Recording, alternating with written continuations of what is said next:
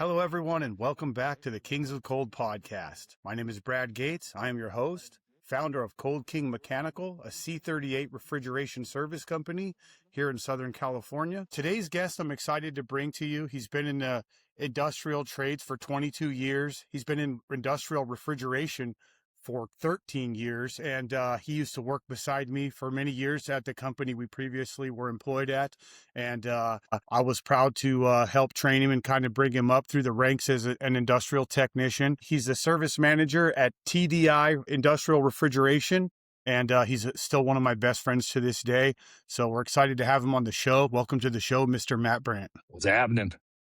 Hey, brother, thanks for being here. Appreciate it.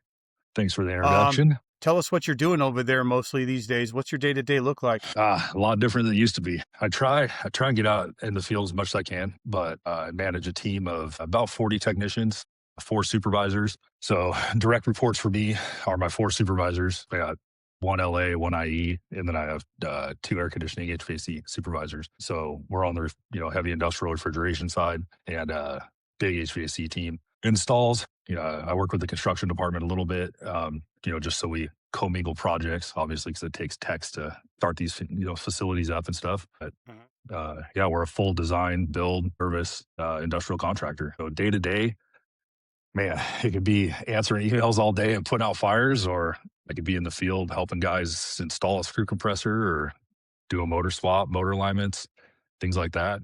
Just every day is different. So I still get that feeling you get as a tech, right? Where every day is not the same. But now it's just a different kind of every day is not the same. Okay, so, that's good. Yeah, that's good. Yeah. Do you look forward to the times when you get back out in the field and kind of bust your knuckles and have a hard day? There's days I'm sitting in front of my computer just going through spreadsheets. You got to watch the KPIs, right? Going through spreadsheets and answering emails. And I'm like, dude, I just want to go out in the field and do a shaft seal. Like, give me 2 drums of oil and let me go do an oil change and some filters and pull the suction strainer out and clean it, and just with my music on and not a care in the world. Yeah. But I like it. It's a really good change of pace, super solid company, super tight culture. Like, it's just a good group of guys. Okay. So it is cool. And I interact with all of our other regions. We're the entire state of California, Arizona, Colorado, Texas.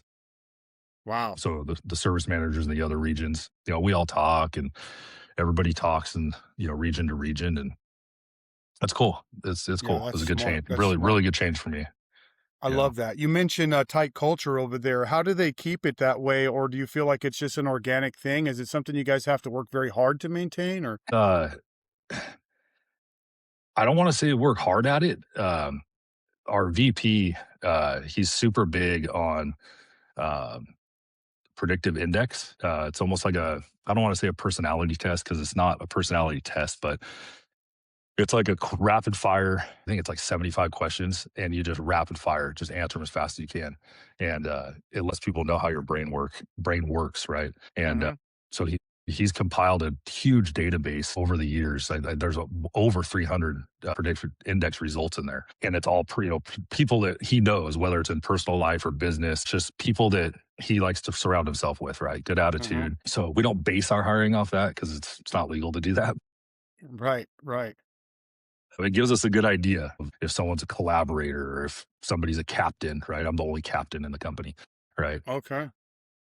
We have mavericks, people that just like fly by the seat of their pants and get things done and don't want to listen to other people. Those are great guys for your team. Right. And then just being collaborative. We run a little different than being me and you are used to, and everybody that we've worked with throughout the years. But we do huddles every Monday morning. All the teams have their own huddles, and they go over what happened last week, what's going on this week, things that are on the docket that need to get knocked out this week. So it's just more of a like a vibe, right? Oh, that's good. Yeah. So it's pretty cool. Yeah, that is cool. I like to hear about that stuff, and I always wonder how people keep their culture intact, and how they frame it and how they work it, because culture is a big thing. And if you have a tight culture where everybody knows they're cared about, you can keep a good company running good for a long time. Yeah, and it's our owner, Rick Wibbins. He worked for another contractor back in the late 90s, and then came to work for TDI. And ended up purchasing TDI back in, I think it was 2004. I And didn't know that. yeah, we're still solely owned by Rick Wibbins. I knew that he owned it, I just didn't know that he had worked there previously. That's kind of Mhm. a cool story. And I've Yeah, both been on both sides of the coin, you know? yeah, exactly. Yeah, we do, we do our best, right? I mean, culture's gonna have its flaws. Not everybody's perfect, and you do have to Mhm. work for it. You work for it and work at it, but we try and keep a positive vibe through the whole thing, and just keep everybody working and make sure everybody's safe and happy and get the job done every day. Okay. Okay. Yeah. Yeah, that's great. I love to hear that. And good on you guys for at least giving a shit and caring what the guys think and try to Yeah. keep everybody at least have a culture. Some people just let it be all willy-nilly and there's no culture at all, and that's kind of tough to Yeah. deal with. Because you don't want people to become a number, right? We don't know each other's kids' names and their wives' names, and we know when people are buying houses and buying new cars. And if you keep that going, it keeps everybody happy. It's like you give a fuck, right? Yep. So yeah, Yep. but That's cool. You mentioned that you did 13 years in industrial refrigeration. I've been around with you for a lot of those years. What were you doing before that? You say you were in industrial trades. What were some of the trades and experience you've had before the refrigeration? also just full backstory. I started out growing up. I always wrenched on stuff and welded and learned to weld at a pretty young age. Went to community college, went through their welding program and auto body program, and it was one of those like, all right, you either start going to work every day or you got to go to college. And I was like, I'm gonna give this college thing a try. So believe it or not, college degree in visual communications, graphic design. I was a graphic designer, photographer in the high performance boating industry for a handful of years. Okay. Okay. Um, that industry, it did me okay at a young age, and then it kind of fell out. So kind of went back to what I know is welding, and got on with a very large sheet metal company, specializes in dust collection systems. And I mean, everything in between, right? Structural steel, more like millwright, but non union. So we did everything from small little dust collection systems for mom and pop wood shops all the way up to ginormous large scale, I mean, fucking ductwork, mainline ductwork you can walk in. And we did have to Holy walk shit. in it and back weld it and seal it up tight for aluminum foundries, lead plants, farms. I mean, you name it. And then uh, we did huge process equipment, giant roaster lines for pistachios and almonds. I was up in the Central Valley for a handful of years, just working on nut farms, basically. And we were doing just everything from dust collection to screw conveyors to roasters that are as long as a 53-foot big rig trailer and as big Wow. as a 53-foot big rig trailer. Wow. But I was on the road all the time, never home.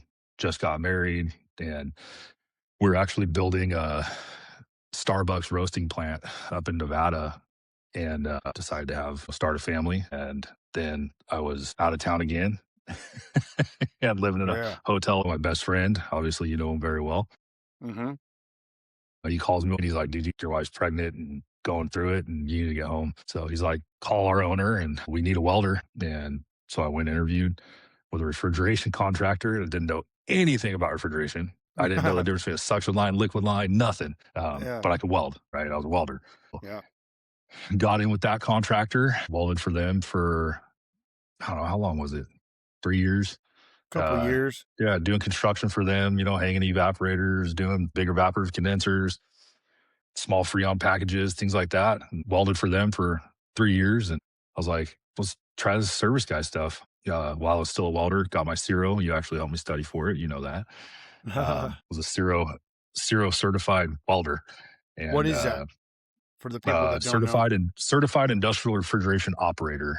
It's come from the organization RETA, Refrigeration Mhm. Engineers and Mhm. Technicians Association. Yeah. And so it's an ammonia certificate, I guess you could call it. Mm. Doesn't prove you're a tech. That comes with hands-on training, but Mhm. it's a really good baseline. You get some theory, get a lot of theory behind it. So it was good. So I got it and got my feet wet and jumped right into ammonia. Kind of went backwards, right? Didn't start doing AC or start doing Freon. Kind of dove straight into ammonia with the group of Mhm. guys that we had with us, Mhm. and uh, went on some big startups. Out of town again, but not for the lengths of time that I was out of town back when I was doing sheet metal. Yeah. And Yeah. the rest is history. Worked there as for was it like 13 years and got picked up by TDI, and probably one of the best decisions I've made. Yeah, good. That's great. I love to hear that, Yeah. man. And back to the ductwork. I mean, I'm sure some of the guys listening or gals listening will hear ductwork that you walk through and would blow Yeah. their mind, because I feel like most people think a 14-inch duct is probably a big ass duct, but something for a 6'4+ motherfucker to be Yeah. walking through is pretty massive. Tell us more about some of that stuff. Yeah. So, Mm-hmm. so from wood shops, aluminum foundries, and the aluminum foundry shit was gnarly, dude. It was 1/4 inch wall AR plate. Shit. And we did a main line on that. It was like 36-inch, 1/4 inch wall AR plate. And they made all their own ductwork at that company. And came from Wow. the shop flange, but you're flying in and it can only be 10-foot sticks because that shit's so heavy. And Mm-hmm. you're flying it in, and you're pinning it and you're jamming it. Kind of like ironwork type stuff. Right? And but all that stuff has to get back welded. It's not just Wow. bolt together. You throw some silicone in between it because it's for like foundry work, right? So everything that's blowing through that ductwork's hot as fuck. And, Shit. yeah, yeah. What's that And mean, then back welded? you'd be inside and you'd be welding the seam inside. Oh, okay. So everything would be Basically inside flanged. out. Yeah. And then we would do big, massive, not AR plate stuff, but we did some main lines that were 80-inch main lines for these dust collectors that are sucking like 500,000 CFM. And Holy shit. yeah, big gnarly shit, big gnarly shit. And so yeah, I didn't do any ductwork like HVAC stuff. We were doing stuff like when we were tipping our dust collectors up. If there were ones we built on the ground and then tipped them up, we were doing shit like all the other fucking trades would like just step back and watch us trip these things and get them up into place. And like the roasters I was talking about, they're literally inside of a high cube 53-foot big rig trailer, and these things are like a couple $1,000,000, and you got like Jesus. a bunch of us fucking knuckleheads that like barely graduated high school, fucking grade alls. Like, don't drop it. Don't drop it. Yeah, pull these things from like Spain out of these shipping containers. Yeah. And 6-month lead time and shit. 1 year. Yeah. And so yeah, we built those ovens in particular. There's I think that plant was like 4 roaster lines. And it was everything from the roaster to the exhaust duct work for the roasters, to the intake duct work for the clean air for the roasters, to the dust collection when the pistachios and almonds are spitting out the other sides, and you're sucking all the flakes and skins and everything out of them. And then lead oxide plants, battery plants, and things like that. You're working right above the reactors. Oh shit. But you're in full Tyvek suits, all duct taped around your wrists and ankles and shit, but you're still in there fucking welding and or like the cell plates, like dust collectors are called bag houses, right? So because the filters are hanging inside them and they're just these long bags, and they collect all the contaminants and everything. Well, sometimes like the cell plates would crack, and you're in a lead oxide covered dust collector, and the service team would go in there before and clean it as good as they could, but then you're in there like grinding the crack out so you can bevel it and drill holes in it, or like just stupid shit. Yeah, just stupid shit. But that's crazy. Yeah, it was I learned a lot when I was working for that company. It really helped me on the construction side of refrigeration, just because I was working with such big shit that I remember the other welder at that company we're at was like, oh yeah, these condensers, they're fucking huge, Mateo, they're fucking huge. I'm like, oh, okay. And the thing showed up on the trailer, and I'm like, that shit ain't fucking big. It's big, but it ain't fucking huge. It's not he's huge, like, my man. I'm like, that's funny. Dude, spreader bars with straps. Let's get this thing up there. Yeah, it definitely takes that though. I mean, I remember I talked about some of my shits when I first started, and that seems like it definitely sets you up to walk into an industrial warehouse and go, okay, I got this, because it takes a gut check when you first walk in there and you go, what the fuck did I get myself into, man?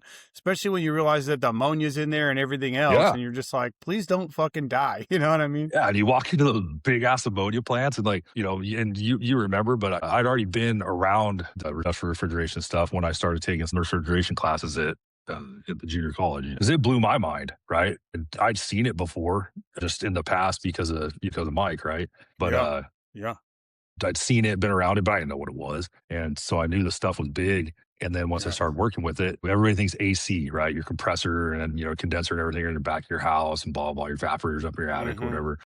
And on the industrial side, like for the people that don't know, your compressor room could be fucking half a mile away from your evaporator. Yeah, and bigger than your house most of the time.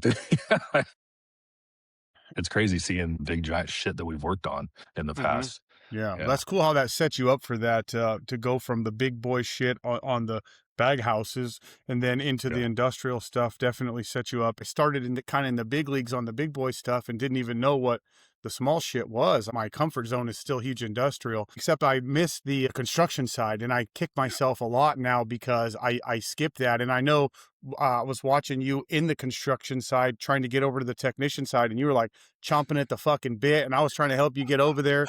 But like now I see how helpful that was. And I'm like, fuck, I wish I would have done that because Yeah. you learn so much. And I got a huge hole in my game, in my opinion. I mean, I feel like I'm pretty well rounded, but I do have a huge Yeah. hole in my game on that construction shit because I avoided it so much. And you got to do it for a long time before you even got to start technicianing. Do you think that Yes. that helped you become a It's better a technician once you huge, started? huge help, huge help. Like at our company, we just hired a couple younger construction guys and not welders yet, but they're helping on our construction side as our construction side grows. One of the kids, uh, he's like, yeah, but I really want to be a tech. This is my way in the door. Blah, blah. I'm like, look, dude, you're coming into this with zero experience. And I said, the more that you just listen and do what you're told or asked to do and pay attention and learn like why you're connecting this pipe here and Mm-hmm. why you're putting a P trap here or why the discharge out of the compressor is going into the header at a 45-degree angle, right? Instead of Mm-hmm. just poking in the Mm-hmm. side or grinding down into it. Pay attention to all that stuff Yep. because the more you learn on the construction side, that you're literally getting paid to learn. So the Yep. more you can learn on the construction side will make your service side that much easier. And you can walk into a plant and be like, well, that's not right. That's not right. Yeah. That's not right. And Fucking Mike does yeah, that every time. Mike walks into a place and he's just fucking all over it, man. yeah, That's you know, great advice. That's great advice. I was yeah, that way too, even with the engineering stuff. Now that I run my own company and I need to build my yeah, customer new box, I have to rely heavily on other people to help me yeah. get that knowledge because I would always be like, I don't know. I sent the shit to the office and the office said, this is what we need. Because there was a Hmm. whole team of people doing that work for me. And I really Yeah, wish I would have had my head in that space a little more. So I would say that to the young guys too. Get into the engineering, do the construction as long as you can, and learn everything you can yeah. about it while you're doing it. Well, not just the construction side. We have a lot of younger guys with our company, and they're all hungry. They're all eager, good head on their shoulders, but they're also eager to get into the big plants. Hmm. And I mean, rightfully so. The big Yeah. shit's cool as fuck. Yeah, I But get it. yeah, but I keep telling you, slow down, slow down. And I always tell them the first time I went on call, when I was on the on call rotation, Uh-huh. and I had had a gauge manifold. All I knew about Freon package units was we would set them and pipe them, and we'd pressure test them and pull a vacuum, and then the service guys would come in and start it up. Right? I had a gauge manifold for that, Right. and the first time I got a middle of the night call was out at the LA produce market, and I know you've been on those roofs at the produce Oh, markets, but I was out for there. the dude, you get up on the roof and there's 50 fucking package units on this roof, and none of them are Which one labeled is it? which customer it is. Yeah, Yeah. because there's like 40 customers in the strip of buildings. And Yeah. they're like, oh, yeah, it's the banana room number 19. I'm like, all right, yeah, cool. Don't want to look like an idiot. But throw my I got backpack it. on, get up on the roof. And I remember, like, because I started backwards and I walk up to this package unit and it's not running, right? That's why I'm there. And I get my meter out and I'm like, all right, it's got power. It's got power there. It's got power. I'm like, dude, why is this thing turned on? I throw my gauges on and it's equalized. I'm like, well, that's weird. Like, why would it be equalized? And I'm sitting on, it's like 1 a.m. and I'm sitting Yeah. on the roof, like, I'm trying to teach myself, like, why would this thing be equalized? And I'm like, oh, it failed on a safety. It had to have failed on a safety. So then I start poking through all the pressure switches and everything. And I'm like, Yeah. off on high pressure. And so I grab a water hose, rinse the condenser, reset the high pressure switch. And this is the day I learned out what a capacitor was. And Ah, reset the high pressure switch, and fucking compressor kicks on, liquid solenoid's energized, and the condenser fans are just womp, womp, womp, and both yeah. capacitors just burst into flames. And I'm Oh, like, fuck. what Oh, the fuck? fuck. Knife the disconnect off. I'm like, what the fuck just happened? But Huh. so that's like, it's the little things like that. Why I don't like to, I'm not saying like I was trained by some of the best in the fucking business, hands down. And a lot of those guys are, the reason I am where I am today, but don't be so eager that you skip steps, you Mm-hmm. know, like Mm-hmm. a lot of these younger guys just want to go straight to the big shit, and the big Yeah. shit will come. Like, you will get a chance to work on the big shit, but Yeah. learn the little shit. You Yeah. got to learn the little stuff. That's That's excellent. the bread and butter stuff. Cause then when you get to be a big central plant guy and you get Mm-hmm. those PMs of package units on your route, those are the easy days. You're like, yeah, Yeah. yeah, I'm just gonna do a package unit PM all day. Like, this is easy. This is good Yeah. stuff. Sure. Yeah. And it's nice to just have that shit in your arsenal. I mean, I was a technician on the big plants, and I thought to myself, why would I need to care about any of that other shit? Well, Yeah. I always kind of knew I wanted to have my own business one day, but I didn't really realize, oh shit, I'm going to be the parts guy. I'm going to be the engineer. I'm going to be the construction guy. I'm going to be the fucking janitor. I'm also going to be the trash guy, the sales guy. So Yeah. I do wish I would have paid a little more attention to some of those other things. And I would call it my own ego got in the way and my own arrogance, because I was just kind of swinging my dick around like, oh, I'm a fucking technician, and I'm already doing my thing on this big stuff. Like, I already thought I had it all figured out. And I'm like, fuck, dude, there's so much little shit that I should have paid more attention to. And Yeah. I do okay with it now, but my life could be a lot easier now if I would have done that a little bit better. Tell us about the time you had to smoke a cigarette hanging up in the air. Ooh. Ooh. Yeah, it fell. Yeah, it So fell. harnesses And work. yeah, yeah, harnesses work and they hurt like a motherfucker. But yeah, a good friend of mine watched it happen and freaked out and just dangling up there. And he's like, dude, where's your cigarettes? Hmm. And I'm like, So what but were you doing? yeah, I was getting welding leads unstuck at the end of the day. Um, you know, welding all day long and whipping the leads, trying to get them unstuck, and just took a tumble. Lost your footing? Yeah, You yeah. were walking Not on some sure. beams? Yeah, not sure exactly how high it was. Like, I want to say it was like 500 feet, but I Probably don't felt remember exactly like how high it 1,000 was. feet. But yeah, dude, it was sketchy for sure. But yeah, it was watching everybody scatter, trying to get you down and everything, and nobody got hurt. But that was Yeah. an eye opener for sure. And that's what everybody likes to say. I'm not scared of heights. I'm not scared of heights. And everybody's scared of heights. It's just what's your threshold, Yeah. What's That's your level? yeah. What's your level? What's your For threshold? sure. Yeah. Harnesses are no joke, man. Those things will rip your balls off. Yeah, they had to go get a boom lift to come get you all the way across like Yeah. a yard, right? They had to go get a lift and Yeah. come get your ass. Yeah. Yep. Yeah. Move a bunch of trucks and come pick me up. Yeah. So you were just Yeah. up there dangling for several minutes while they went and got the boom Yeah. to come get you. Yeah. Wow. That was I love that million story. years. Yeah, that's one of my favorite stories. I always Yeah. have you tell that one every chance I get. It's pretty funny. What separate the guys who are just kind of okay technicians from the guys who are rock stars and who you can look at and go, that guy's going to be whatever he wants to be in 5 to 10 years? Well, I think I remember who was it? One of your previous guests. Was it Bobby, the double barrel banana guy? Yeah, Bobby Uh, Armstrong. Bobby, Yeah. yeah. He said it too. Like, when I was watching, the episode with him, he said it too. It's consistency, right? Like, the techs that are gonna work in this trade the longest are the guys that are consistent. You don't have to be the best technician. You don't have to be the smartest technician. You just need to pay attention and be consistent. And when I say consistent, I'm not just talking tech wise. Your paperwork, your paperwork is one of the biggest parts of your job, right?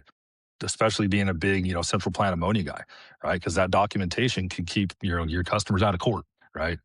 Literally. But yeah, literally paperwork, clean and presentable. I mean, I get it. We're grease monkeys, we're knuckle draggers, whatever. Steve Harrell, he actually used to say, he's like, I keep this hat for when I go talk to the customers, and this is my work hat. Clean, presentable, respectful when you're talking to customers, when you're talking to your coworkers. Again, paperwork, keeping your truck clean, presentable, and just listening, and don't ever think you know it all, because the day you think you know it all in this trade, get the fuck out of this trade, because this is like an ever evolving.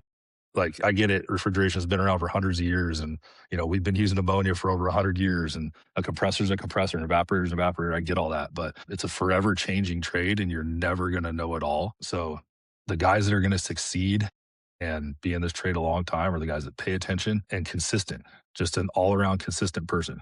clean up after yourself. Yeah, After you change an oil filter, after you get everything, torqued down and tightened up and, you're cleaning up for the day, go grab some spray paint that matches the compressor out of your truck and paint the bolts. dude. Leave it, leave it better than you found it. That's good shit. I, That's I was I yeah, was working at a place in it was a pharmaceutical place in Chino one time, and I had just started, and I was all about just cleaning everything and making it look nice. And one of the compressors on the freezers, the end bell was all rusted over. I think they were those Vilter screws, and I called and asked the shop guy at the time, Dennis, to get some spray paint so I could paint the compressor, and he was like, "What the fuck? I ain't never heard of anybody spray painting a compressor in my life." And I'm you're like, like, dude, give me some bitter green. just order me some fucking spray paint, dude. I mean, come on. Yeah, exactly. I just want to spray paint the goddamn thing, dude. I tell guys that all the time, dude. If the customer doesn't know what the fucking TXV is or how it works, but they come in and they look at it and they know that you wiped it down at the end of the day. So Yeah, it's there's not not that hard to fingerprints fucking get. everywhere, and like make it look like you never even been there. And Or who better. cares? I mean, most of this Yeah, stuff looks like shit when we show up. If you just wipe it yeah, down, the customer's going yep, to be goddamn impressed already, but they yeah. don't care. They don't care if you rebuilt the inside perfectly. And who cares? Who cares what the contractor before you did? Right? Like you're not that contractor. That's how you make a name for yourself, right? Is you know this guy not only is a smart, knowledgeable technician, but look at the work he does. Look how clean Yeah. he is. Look at it. Look how nice his installs are. Look how clean his engine room is. Yeah. That's the stuff that'll help you succeed in this trade. Yeah. I In love my that. opinion. Yeah, that's Yeah. great advice. And it's like when you do all those things, and let's say you do make a mistake or something goes to where it's not perfect the way you wanted it, you're gonna get a little bit of grace from your customer or your Yeah. boss or whoever, right? I mean, like if you're the Yeah. guy For that's sure. always trying and then you fuck up and you're like, "Hey, man, sorry I fucked up," I think you're gonna get a little bit of grace if you're the guy that's always at least giving a shit. Yeah. Exactly. Exactly. Yeah, for sure. Good shit. What was one of the first oh shit moments when you first got into the industrial refrigeration stuff? I know you went to the big stuff pretty quick once you started. Yeah. Well, the story I just told a few minutes ago when I was first on call and those capacitors caught on fire, Yeah, right? that's Like pretty. that was a uh, that was a That's a that was a big that's a one. But yeah, that's a pretty good oh shit. yeah, yeah. I don't know. I remember turning on the roof of a produce plant in Corona. Uh-huh. I remember their coldest cooler in the house, cooler 6, right? Cooler 6 east Uh-huh. and west. And Uh-huh. get a service call over there and thought I troubleshot through all the electrical. Dude, it's just blowing fuses. Not even thinking like, well, what blew the fuses, right? Why did the fuses blow? And ran out, went down to my truck, got some fuses, threw them in. And remember that plant. Remember it had one disconnect for both circuits. Oh yeah. So there was a short in the incoming or the main power side, right? The load side. And Uh-huh. smoked both the transformers. So I Oh remember I my got god. there and only one of the units was down. Like only one of the circuits was down. But then Uh-huh. I didn't troubleshoot as good as I thought I did, and ended up the coolest cooler in the house. Boom, done. I need two transformers. I'm like, fuck. Where am I going Most to find two? important one right now. 480 step Yeah, down. I've had a few shit moments up in Alaska. As you know, I traveled a whole bunch to Alaska, working on fish plants up there. Okay. Brand new startups, brand new builds. You're the first one in and not leaving until it's running, and they're freezing fish. Okay. But like I said, got my Ciro. I was like 50-50 construction service. Went on a startup up in Washington, big ammonia plant. It was for cranberries. Went up there, but I was just like, I was the wrench. Mhm. They weren't using me for my knowledge at that time. It was like, hey, just go be the wrench for this other tech. Right? He's older and Yeah. doesn't get around so well. So Yeah. just go be the wrench. Got back, learned a lot on that startup. Yeah. Got back from there, and they're like, hey, you want to go to Alaska? And I'm like, for what? Like, well, there's a startup up there, like the one you were just on, and a little bit bigger. I'm like, all right, yeah, cool. How long am I gonna go out for? And they're like, oh, it's like, probably be up there for like 4 or 5 weeks. And I've been out of town long enough, to know that 4 or 5 weeks means like a month and a half, right? Yeah. Yeah. Yeah. And Yeah. yeah, so everything will be ready to go when you get up there. So I show up and I land in Anchorage, and my plane to Valdez doesn't take off for like, I don't know, 4 or 5 hours. So go find the terminal, just crash out. The next thing I know, there's like a flight attendant waking me up in the airport. And I thought I missed my flight, but they had canceled the flight. So uh, Oh I shit. end up, I end up renting a truck from United Rentals. And the dude's like, well, where are you going? I said, to Valdez. And he's like, today? And I'm like, yeah, today. Like, how long does it take to get there? And he's like, well, the weather today could take you 12, 13, 14 hours to get there. And I'm like, it's sunny outside. Like straight up. I'm like, it's sunny outside. What's going on? And he's like, I wouldn't drive there today. If you've never driven that road, don't go there today. Wait for the storm to blow over.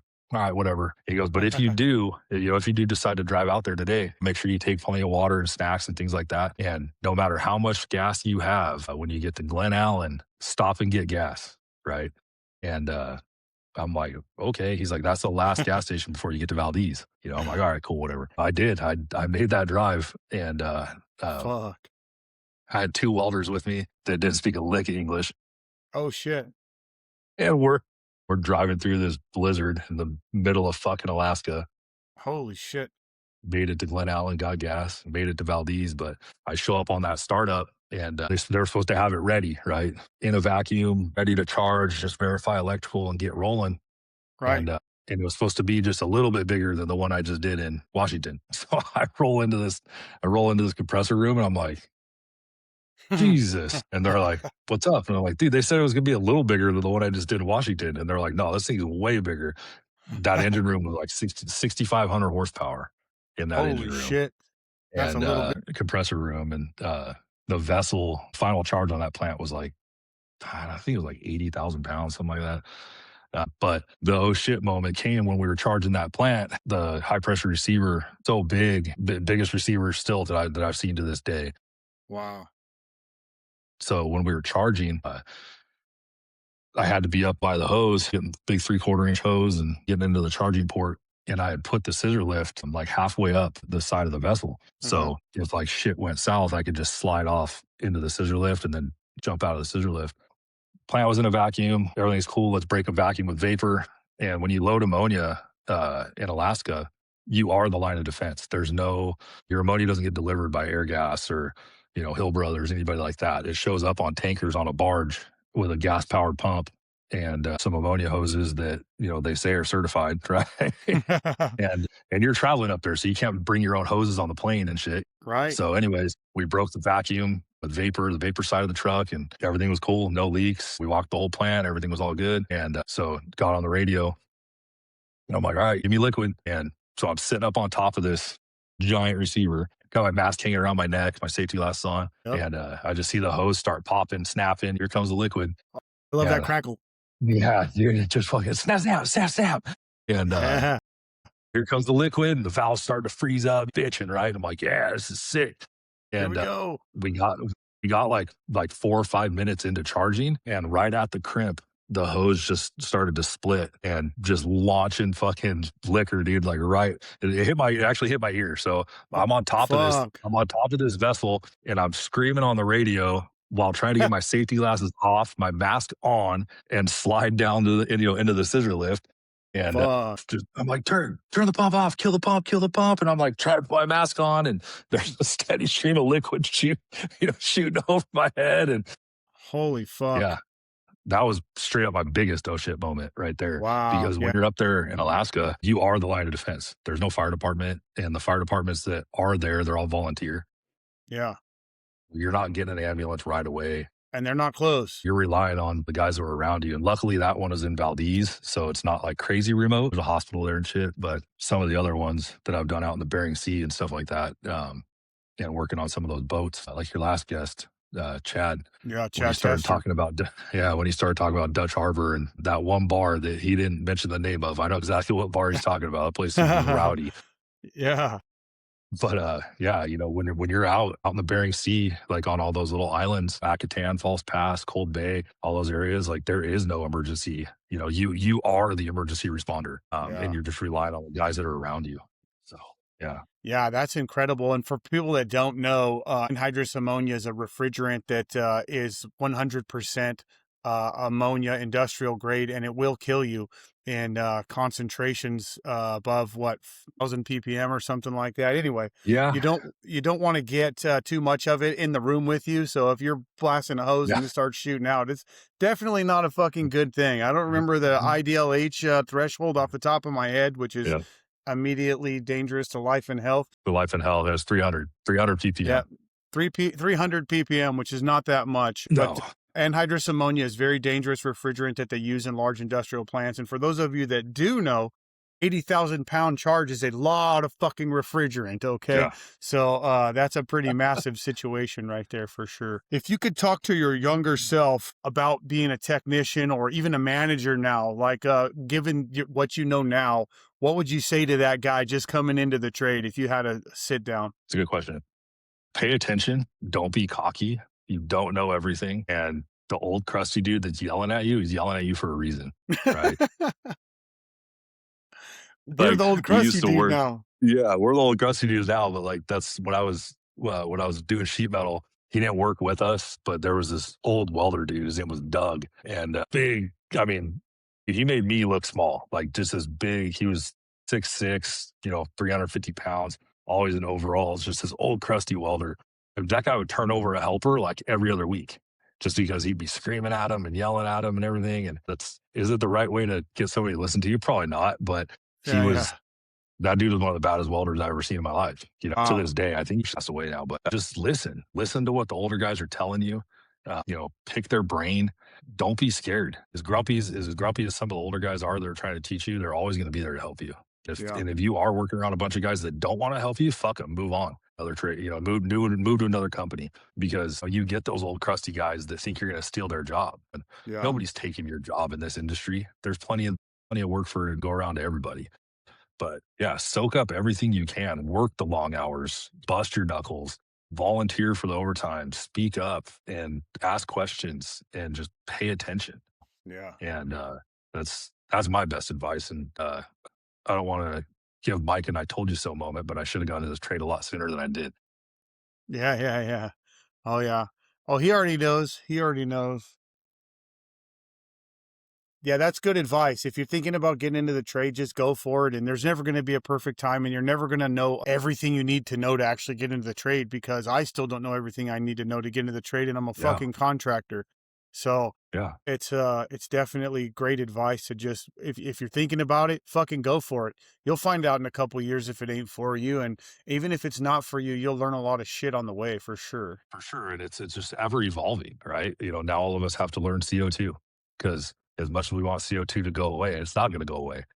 It's here to stay. And then I was scrolling through Instagram or something the other day. Maybe you've heard of it, or maybe some of your listeners have heard of it, but they were talking about a Danfoss oilless compressor. And I'm like, how do you have a compressor with no oil in it? Interesting. And so Yeah. I haven't dove into it yet, but just Yeah. the trade's ever evolving. So just listen and ask questions and read, right? Yeah, that's for sure. Yeah. That's one of the things, RTFM, read the fucking manual, right? That's one of the things Yes. that I love about the trade. And I'm a firm believer. I say it all the time. I say it on almost every show. Like, the shit that we are doing now is not what we're going to be doing in 50 or 100 years, probably not even 10 or No. 15, because I think the Yeah. major, we're going to have a revolution in refrigeration and the way we compress I don't think we might not even use refrigerant anymore. I just don't know. But I know that the major changes, we haven't even seen them yet, because we kind of been doing it the same. We kind of been doing it the same way for at least 100 years now. And I don't think that the major shit has changed yet. And that's exciting as fuck to me. And I know it's kind of a nerdy thing to say, but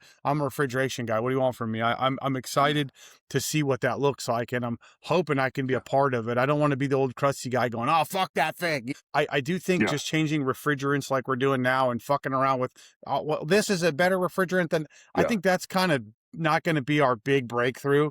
We're just kind of dancing around what the change will be. But I think there's going to be a way better, way faster, way more efficient, way safer way to actually refrigerate things. And it's going to be fun to see. I'm looking forward to that. Yeah. Well, just think of how far it's come already. Up in Alaska, you see these, like this little town I was in, they have their own power and everything over there now. But back in the day, they had a community freezer where everybody on this island stored all their meat and everything in one freezer. And it was like hand bent stainless bunker coils. It was just this brick room, and it had stainless tubing just circling the room, just these bunker coils, right? There's no fans or anything like that. There's just these bunker coils, and they would just freeze, and these little single cylinder Howe compressors, and it was ammonia, right? Right. And so you see those where it was then, to the screw compressor and the slide valve and your VI and all your capacity and all that stuff. Yeah. just to, think what we're going to see in another, 10 or 15 years. Yeah, there was a store facility that you've been to in LA and I've been to there. And one of the OGs that taught both of us, Randy Gary, he'd been around a long, long Mhm. time. And he was telling us and showing us where they used to literally go and shut the valves off and hand defrost the goddamn coils because it Yeah. didn't even have a computer operating system. They would literally, he was showing me the valves in there like, hey, this is where you shut off the liquid line and then you turn on the hot Yeah. gas. And you were the defrost controller on Yeah. that motherfucker. And that's I had incredible I to had me. to I had to do that in Metlakatla, Alaska, right, on a Yeah. net island. I was in Craig, which is pretty close to there, and they flew me over to this, native island and just to do a compressor alignment. That was it. That was Okay. the only reason I was there. So, I ended up getting stuck out there because of weather. Um, so I was just hanging out at the plant. What else am I gonna do? And I'm helping the maintenance guy that's there, and that's how it was. He's like, "Oh, we're gonna go defrost the ice bank." I'm like, "Cool, let's Wow. go do it." And you're just walking over there and you're toot, toot, toot, toot, closing this, closing that, cracking this, and all manual hot gas. And yeah, it's crazy, crazy. And that plant still runs like that to this day. And this was back in like 2017. That's incredible, man. And yeah, I'm looking forward to see how it changes, and I'm hoping to at least be some part of it. And that's one of the things I'm excited about this podcast because it connects me to people who are out there doing those things and making those things happen. So it's pretty Yeah. exciting for me. If you could change one thing about the industry overnight, what would it be? I might get some hate for this, but no more private equity firms buying companies. Dude, there's private equity money that's coming into our trades and no fault to theirs, right? I mean, we're a big booming industry and there's money to be made. Mm-hmm. But the ramifications that I'm seeing of it is they're paying underqualified people a fuckload of money, Uh-huh. and they're putting them in brand spanking new trucks, stocked full of brand spanking new tools, and they're paying these guys ungodly amounts of money, and they're stuffing them in these ammonia engine rooms, Mm-hmm. and they don't know what they're doing. Yeah. They don't know what they're doing, right? So obviously, some of them, yes, they do know what they're doing, right? Yeah. But a lot of what I'm seeing out of this private equity stuff is they're just throwing money at it, and they're landing these big, big, big corporate contracts, and then they're just sticking people in these plants that don't know what they're doing. And hoping it And sticks. not just hoping it sticks, but what that does to all of the privately owned companies is it drives the hourly rate up. Right.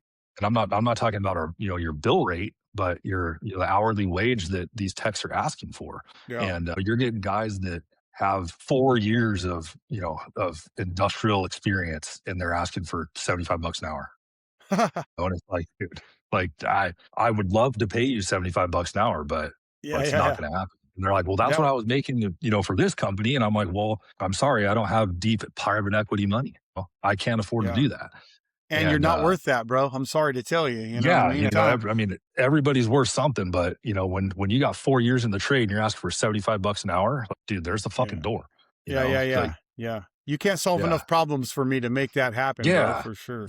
yeah, but private equity stuff, and the hardest part about it, and I think Bobby was talking about it too, is like they're coming in and buying up all these contractors and even some vendors and things like that, but everything continues as Cold King Mechanical, family owned and operated, and blah blah blah blah blah. And Yeah. it's no longer family owned and operated, right? They're just using your name and your face Yeah. to just fatten their pockets, and they don't care about the industry. Yeah. They don't care about the trade. I take that back. They care about the industry because it makes them money, but they don't care about the trade. Yeah. That's that corporate poison Bobby was talking Yeah, about for yeah. sure. That's the biggest thing I would change in this trade right now. Okay. That's a good one.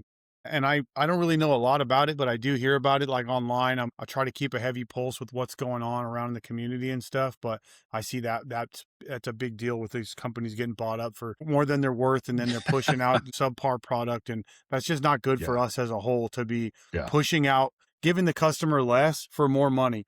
I don't think that's ever a yeah, good thing to do, and it's because yeah, you have to make your dollars, especially for investors who yeah. aren't even in the game, so to speak. They just have money in the game, not really skin in the game. Yeah, exactly. So, and then you see the management side of it too. These private equity companies come in, they buy up whoever, and maybe it's not even private equity, but they get bought out, and then um, owners walk away, and the management team that they thought they had isn't there. And Mhm. the glue that was holding the company together is no longer there. Yep. So you're starting to see a lot of companies go away because of the private equity money too, because of things like that. Yeah. Just You sinking know? the ship, just Yeah. sinking the ship. And then the customers just can't really afford to keep paying more and more for less and less. Yeah. And it's Yeah. fucked up to do that to people. I posted a video about it not too long ago where I'm like, people are just trying to have people replace their whole fucking system just because it's old. I had a guy reply back to me, and God bless the keyboard warriors. They always have some shit to say. And that guy wasn't really being a dick. He was just like, well, what if the ducting is fucked and the control board is fucked and well, then it's not a perfectly good system that's just old. Yes. It's a fucked Yes. up system that needs to be fucking Yes. replaced, and we replace those 100%. Let's get them some new shit. But if it's a perfectly good system that's running perfectly fine, we don't just fucking Yeah. replace it because we know we can make money doing it. And I see Yeah. that that's what the trend seems to be with a lot of these Well, I just companies. it just happened to my cousin. My cousin called me freaking out because their AC wasn't blowing cold, and they called a big nationwide contractor. And the guy comes out and he's there for like 20 minutes and he's like, oh, it's flat. There's a leak. And, due to the age of your system, we need to replace the whole, whole system. And same thing, your ductwork's fucked and blah, blah, blah. And it was like 23 grand. And so she called me freaking out. And I was like, let's see if I can get one of my guys down there tomorrow. And so sent one of our AC guys down there, rock star kid. He goes down there, finds a leak on the Schrader cores that a previous company probably Cracked open or loosened some up, right? shit. Yeah, yeah.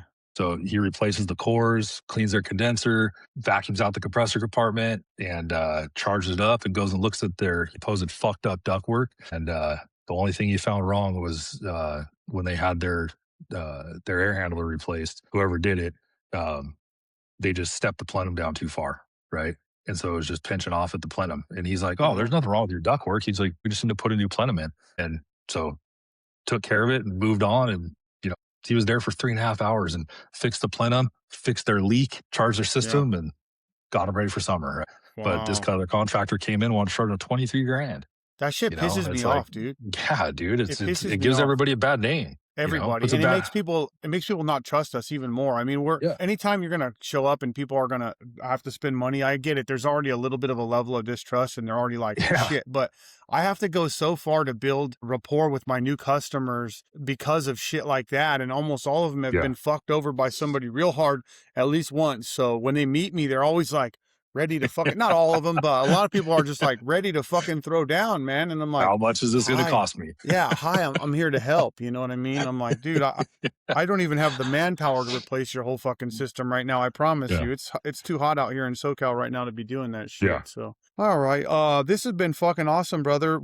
Last question I'm gonna finish up with: what do you think is one habit that kills a career for anybody? In comfort, Mm-hmm. complacency and comfort. Okay. A lot of guys get too comfortable in their day to day and they get complacent. They stop using their lockout tag out, right? They'll just knife a disconnect off, and hopefully the in-house guy doesn't say, hey, why is this off, and turn it back on while you're out getting something out of your truck and you come back into a live panel, or just Yeah. getting too comfortable, Yeah. because comfort, I'm not saying don't get comfortable in your career, right? You got to have a comfort level of what you're doing to be confident, right? Mm-hmm. But when For sure. guys get cocky and complacent, Yep. that's when accidents happen, and everybody wants to see everybody go home at the end of the day. Yeah. And Fuck. guys get far too comfortable, and they skip steps because they know they can skip those steps to get to their end result. People get fucked up, because they Yeah. get complacent and skip steps. Yeah. So that's Yeah. that's my answer. No, that's a great That's my answer, and it answer. can not only kill your career, it can kill you literally as well. Yeah. Kill you and everybody in the building if you're an ammonia plant, right? Yeah, You that's know? for sure. That's Yeah. for sure. You You can know? kill yourself and a lot of other people. I mean, Yeah. yeah, that's a great advice, man. So, Yeah. where can people find you if they're interested in just following you around and seeing what you're up to, where or TDI or whatever your thing is that you're dealing with? LinkedIn, I'm on LinkedIn. That's like more my business and trade stuff. Okay, perfect. My Instagram is just my personal Instagram. I don't have an Instagram to promote anything or anything like that. Okay, so But this is Matt LinkedIn, Brandt. yeah, just Matt Matt Brandt. Brandt on LinkedIn, and then tdirefrigeration.com, and TDI Refrigeration on Instagram. I don't run it, Awesome. but and then TDI is also on LinkedIn and places like Okay. that. But yeah, for me personally, yeah, I don't have a social media page dedicated to the trade. Not yet. Not yet. Not Yeah, yet. maybe Well, one well, day, but yeah, yeah, yeah. Not yet. yeah, All right, yeah, brother. Well, thank you so much, man. I appreciate your time. I appreciate you coming on here. I knew it was going to be a fun one, and it definitely was. So, Kings of Cold podcast. You can find us on Apple Podcasts, Spotify, YouTube, all the big podcast channels and outlets. We are there. Kings of Cold podcast at gmail.com. If you know anybody that you think would be a great fit for our show, message us on Instagram, Kings of Cold podcast on Instagram. Let us know. If you want to be on the show yourself, hit us up. We're always looking for new guests. We're always trying to bank shows and record new stuff. So hit us up. Thank you for watching. Matt Brandt, thanks for being on, brother. We appreciate you. yeah. You're the man. Thanks for having me. Fuck yeah. Good Thanks for times. having me. Appreciate Yes, it. sir. And like, subscribe, follow, watch all of his podcasts, or all can find you. There you go. There you go. Now you know. Do it. Yeah, Thanks, brother. Appreciate it. absolutely.